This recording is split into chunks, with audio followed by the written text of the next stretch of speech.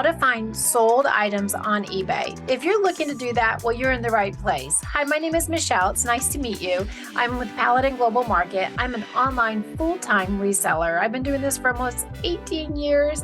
I absolutely love it. Sold comps, when I discovered this, truly was a game changer for my business. No longer was I trying to guess and wonder if something was a good item to sell online. I truly saw what the market's already paying for that type of item. So let me take you on a screen share where I'm going to show you exactly what I do when I'm deciding whether I should sell something or not. Here we go. Okay, so now you're in my computer. Please disregard the glare on my glasses, but I can't see without them. Okay, so now we go into eBay, and to be able to find the sold comps, let's say that I usually do this, of course, on my cell phone if I'm out and about at a consignment client's home, picking up inventory, or even before I go pick it up, or if I'm at garage sales or estate sales, I like to I will always look at these before I accept an item, because even if I have a gut feeling that, I think this is a good item to sell online, the market is going to be the truth. I can feel something's good, but until I see the numbers, the cold hard numbers, then I won't make a decision whether this is a good item to sell or not. I can't tell you how many times I found something I'm like, oh my gosh, I could not have imagined it's worth that much.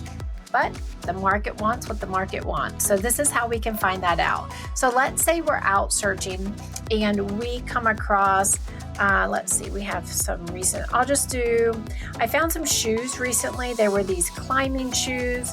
Those were something I found on my 127 yard sale with my daughter. Pretty cool. I'll link that. It's a pretty cool series. We had a fun time. We went across 6 states. But I found these shoes when we were out on that 127 yard sale. And they're Britura, let's see, here we go. So Britura, I don't know if I'm saying that right, shoes. So we go down here, and if I'm looking at it, I just enter into the search, and what I'm really looking for is on this left side, looking for the filters. Now in your cell phone, as you see here, I have it popping up on the screen. I'm showing you how it will look if you're in your cell phone. But we'll want to scroll down to this left column. I'm going to keep scrolling because I want to see where it says the features sold and completed listings. So we want to click sold because it'll also click on the completed listings as well. And voila, this is gold. This is going to let you know if you should pass on this item or if you're able to purchase it low enough to make it worth your time and expertise. The amount of items that have sold recently, so that you can also not only see the sold comps and what people are willing to pay for this item, but you can see how many of these items have been selling recently. Because if I pull it up and I only see one sold listing at all for an item, I'm going to pass on it unless the thing's free and it's worth a ton of money and extremely rare and collectible. Otherwise, for a full-time business, I am looking for items that will consistently sell and has a high market demand, which simply means there's a lot of people out there that want to buy it. So when we go here and I'm looking at these climbing shoes, you see here where it says the date that it's sold. So sold on September 8th, September 8th, September 8th. That tells me that there's a good demand for this type of item. If I keep scrolling down, oh my gosh, look how many of these type of shoes, rock climbing shoes, which I didn't even know what they were until I was at that yard sale up north. But look how many of these shoes have sold recently. So that tells me, one, a lot of people like these things and they're coming to eBay to find them. 2, you can kind of see of what they are paying. Now, if you ever see these, that when you go through this portion and you see a line across the number, that means that they accepted a best offer. So we know that the listing started at $49.99, for example, on this one, but the buyer or the buyer made an offer and the seller accepted it. Therefore, we just know that it's going to be less than $49.99. So take that into consideration. We know that they paid for shipping on this one, and we know that our competition, if we're looking to sell this ourselves, this was a top-rated plus seller. So that kind of just something to keep in the back of your mind. If we go down to this one, we see this is a different brand, but it also was an accepted offer. A best offer was accepted for $39. We see here this is $49. Now what I like to do, let's say I'm at that garage sale like I was, I'm going to start this over. We'll go back to the top.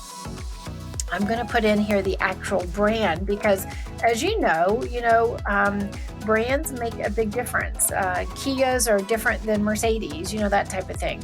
So we want to make sure that we're looking at the exact brand when we're trying to compare our sold comps. I always like to say sold comps are just like if you're trying to sell a house and you have a real estate agent that is offering to help sell the house. They're going to pull what they call comps, which is just the most recent sales in that neighborhood, and that is equal or close to the type of home that you're selling. For instance, 3-bedroom, 2-bath, 2,000 square foot, that type of thing. So you're comparing apples to apples, and that's what we want to do here. So we go in here, and this was the exact one. So Butura, September the 7th, sold for $25. It was on auction, which I don't recommend.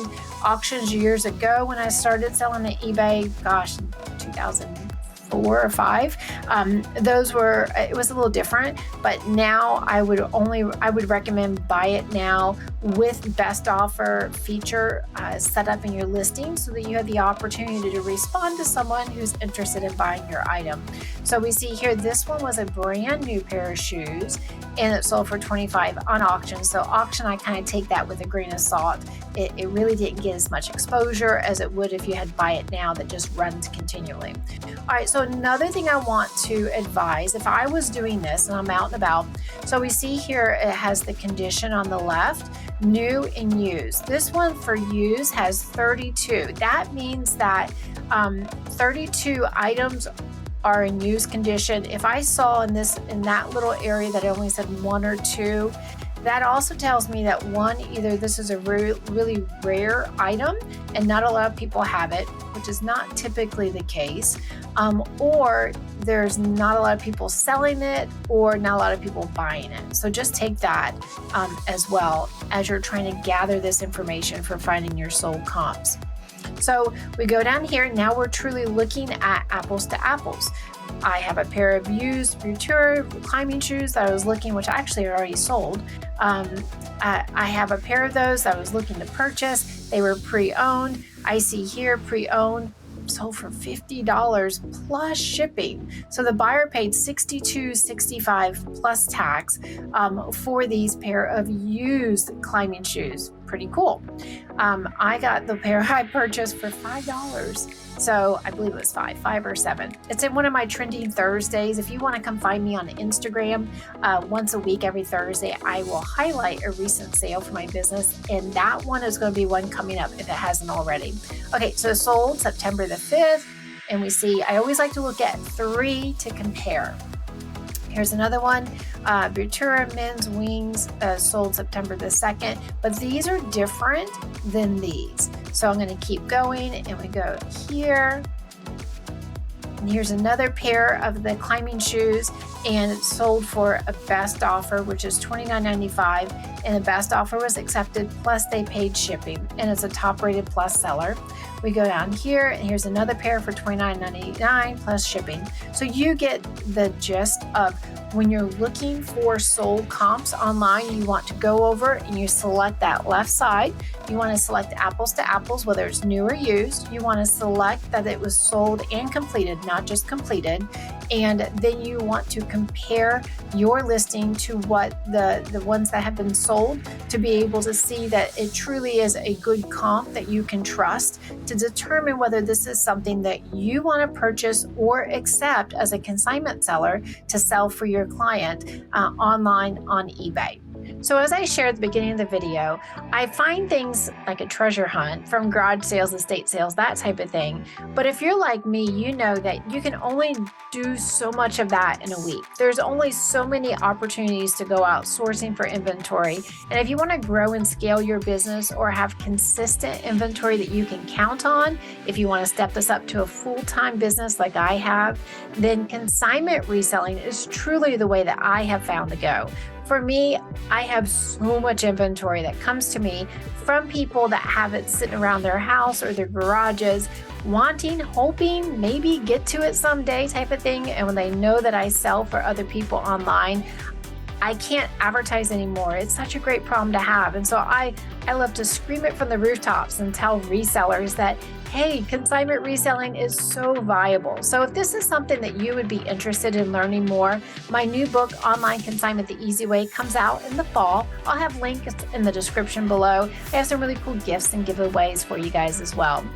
Otherwise, I hope that this video has helped you. If you've enjoyed it, will you please give me a like, subscribe, and hit the bell so you don't miss any future content coming up, so that I can continue to help you to fast track your journey to online reselling success. Thanks so much for watching, guys. Have a wonderful day. Happy reselling. Bye, guys.